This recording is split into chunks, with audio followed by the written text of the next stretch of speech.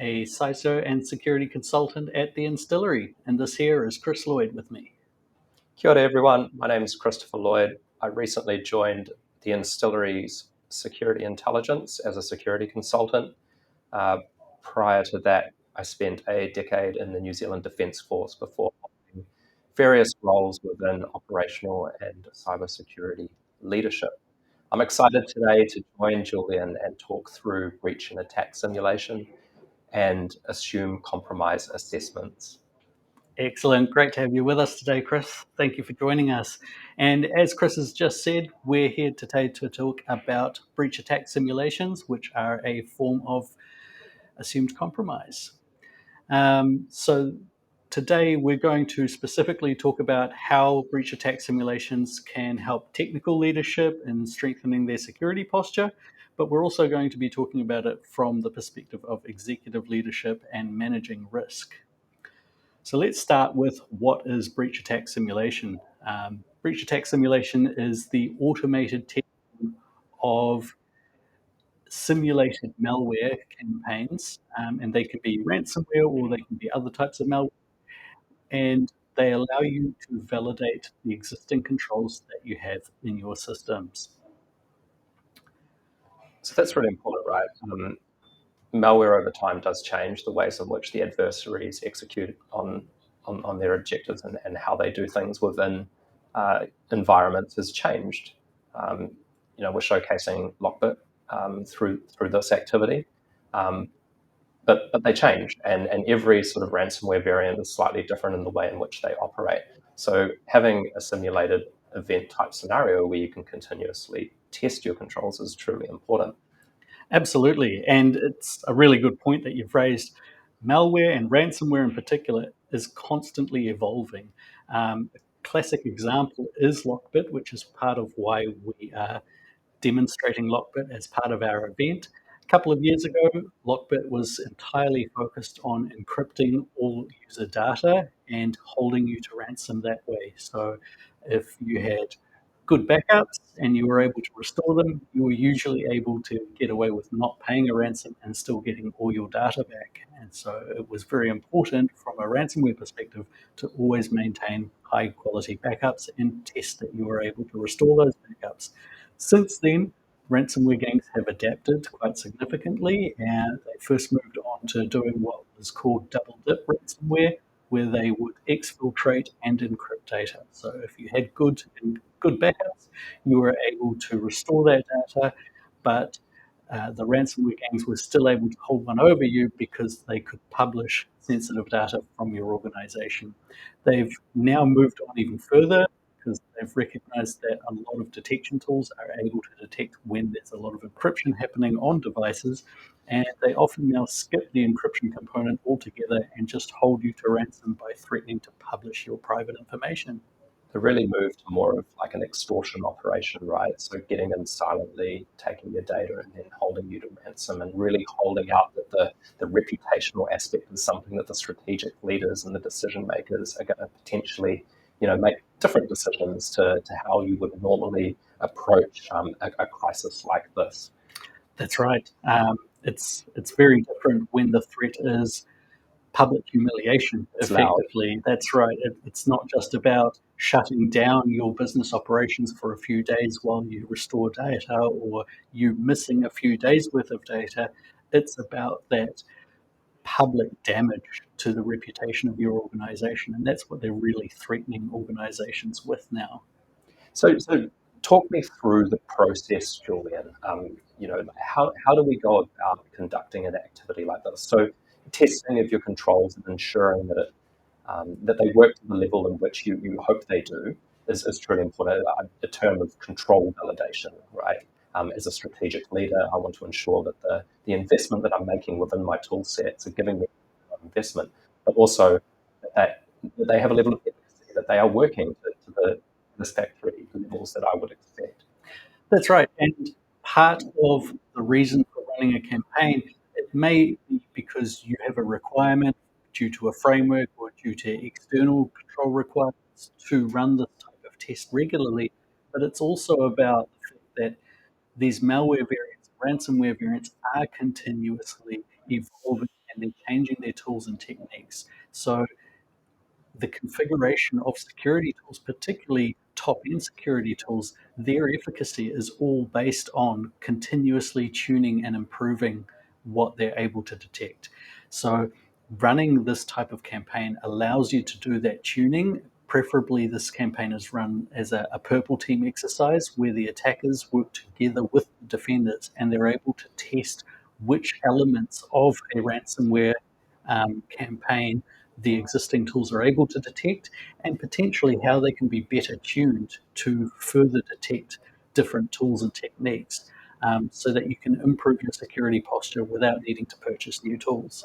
Fantastic. And the cool thing about this type of activity is that it doesn't just need to be scoped into a small activity of control validation. You can build it into a wider program of work around your incident response capability, right? Your business resilience measures. So whether that be your executive level tabletop exercises, operational level tabletop exercises, your simulated events, which we're showcasing here, but then also moving more into your business continuity and disaster recovery program, right? And making sure that things that you've built up, the capability that you've built up in that space is effective, and that you get end-to-end testing of your resilience measures within your business. Exactly right, Chris. So, yes, you can use this as a means of validating your technical controls, but you can also build it into a much larger campaign where, as part of the simulation or the emulation, you're able to then call on your incident response plan, engage the various resources that you have in that incident response plan, and ensure that you're able to get a hold of those resources in the right amount of time. Ensure that your defenders are able to get access to the right tools, potentially isolate the right devices, and basically run a test of all your defenses, not just the technical defenses, but your processes and procedures for dealing with this type of incident as well.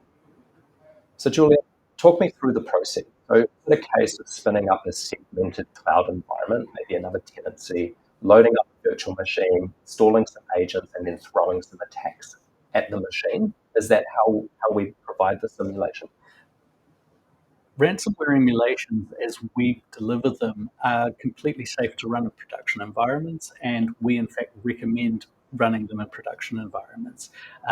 If you get attacked by a real threat actor and ransomware is deployed, it's not going to be deployed in an isolated, specifically set up environment. And so, to get the most efficacy and the most accurate type of understanding of what controls are working and how your response works, it's important to run the simulation in a production environment. So we will usually deploy this on a user's endpoint with regular privileges, and it will test whether it has the right security configurations so that it can't escalate its privileges, so that it can't spread through the network. It's completely safe to do so, so it's not going to encrypt the data that is in your production environment. It does all the validation with test data, which it itself deploys on that endpoint. Fantastic. And so, say an organization may look at this activity as a control to establish within their environment to ensure that you know the wider controls are working. How often would you recommend, or at what point would you, in points in time, would you recommend organizations conduct this type of activity? It should fit in with their existing framework requirements, which may require this, say, twice a year, testing and validating existing controls.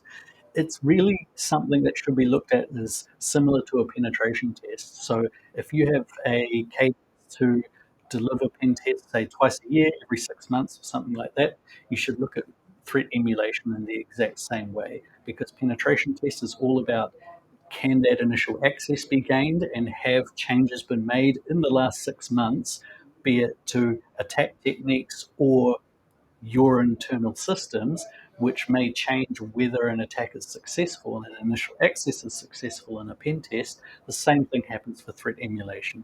So systems change, tools and techniques change, and so it's important to regularly validate whether those changes have impacted your security configuration and your ability to detect and respond to ransomware or other malware variants.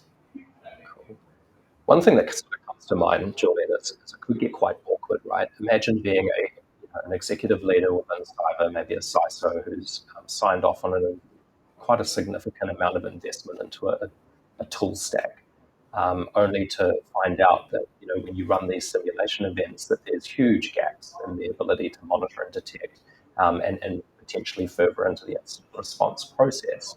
Um, what's your view on that? These types of assessments are not a pass or fail type assessment. They should be a collaborative approach to improving whatever your security posture is. So, regardless of how well or how poorly the tools do, the point of the exercise is to fine tune them and get the most out of what you have. So, if the test goes terribly in the customer's opinion because the existing tools don't live up to the expectations of the customer, that's okay because it means that you're getting a lot of value from the assessment. You're allowed and able to make a lot of improvements and test those improvements as you're going. So it is certainly not a pass or fail type of an assessment. It's a means of not only validating the controls but also improving them so that you do get what your expectations are. Cool. And that would be really quite a useful thing for our technical leaders out there, right? Our security architects or our domain architects that work in developing really good value into businesses, and just ensuring that once we layer those security controls into these projects, initiatives, features, services, what we're delivering, having the ability to leverage a tool like this to really validate that things are working is a good way to deliver a project or deliver an outcome, right? Exactly. So you get the benefit of that technical validation. You also get the benefit of, regardless of how the test initially responded, you get to show your board of directors or other stakeholders that either everything worked as expected or we've been able to lift our game as a result of this assessment and we can prove it and we can repeat that assessment and continue to prove that. And tweak it as well, right? So if there's other use cases in which we might want to look at, so inside a threat, for example, you could build out the behaviors associated with an insider threat type activity, and you could potentially run a simulated event in that scenario. Exactly right. So you can run it from the perspective of an insider threat. You can also look at what types of attacks your industry are most likely to experience. Whether you're in the financial services sector, critical infrastructure, whatever sector you're in, there are usually specific attack groups, threat groups, which are likely to target your organization. And we can tailor the threat emulation to best fit your organization or your compliance requirements. There's a lot of movement, right, to more of a threat-informed approach towards cybersecurity. There is a place for risk management around your compliance activities and ensuring that you're reducing risk to the business. But that threat-informed aspect, right, really looking at what the adversaries are doing, and being able to take that and then simulate it in your environment to really test yourselves is truly quite fascinating. It is, and that's part of why we chose LockBit for our specific event. There have been quite a number of high-profile events here in New Zealand and also in Australia in the last 12 months, which have involved health organisations, but also IT service providers. So we wanted to put LockBit specifically under the microscope and show what types of tools and techniques, what types of indicators are likely to come up as a result of a LockBit infection, and also what the best types of responses and controls are. LockBit are notorious, right? So they've been around for a few years now, and they've gone through various different iterations. But the LockBit ransomware is quite an interesting ecosystem. It is. It is. In fact, we prepared a slide to take us through the timeline of LockBit ransomware. Let's take a quick look at that. And do you want to take us through what we're looking at there? This is going well. There it is. LockBit 3. So what are we looking at here, Chris? So on the left-hand side, you're sort of looking at around 2018, 2019 was the first emergence of the LockBit ransomware. It was initially dubbed ABCD by earlier security researchers, and then over the years, in 2021, we had a software release of their latest ransomware, which was dubbed 2.0, and then they did another update which went to 3.0, and then sort of in the last year, there's actually been a builder link. So That's they're right. They actually had a disgruntled employee. So LockBit has quite a large ecosystem of external and internal staff, and there was someone obviously somewhat disgruntled with how things were working, and it was their builder code was leaked, wasn't it? It was, and so what we're finding now is that that malware is now in the hands of many different criminal groups, and so there's different ways in which it can be employed, right?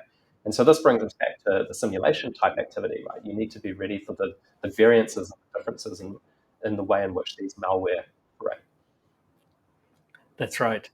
So I'm quite excited about running this specific event because it's very much topical. It is absolutely the type of ransomware which New Zealand organisations are likely to encounter, and it gives us the opportunity to go through what we're likely to experience during a LockBit ransomware incident without all the stress and the chaos. We get to validate that our technical controls work, but also our policies and processes and procedures work as well.